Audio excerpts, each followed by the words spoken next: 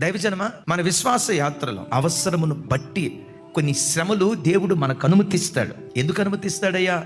కంసాలి ఆ బంగారాన్ని అగ్నిలో పుట్టవేసినట్లుగా దేవుడే తన చిత్త ప్రకారం శ్రమలనే కొలిమిలో దేవుడు మనల్ని పుట్టవేస్తాడు. కలవరపడద్దు.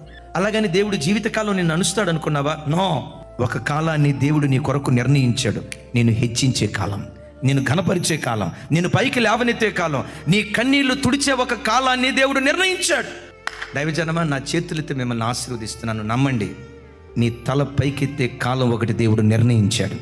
నీ కన్నీళ్లు తొడవబడే కాలం ఒకటి నిర్ణయించాడు.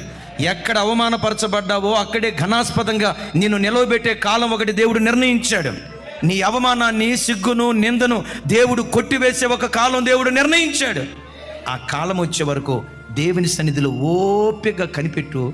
ఎంత అనిచాడో అంత పైకి నా దేవుడు లేవనెత్తును గాక.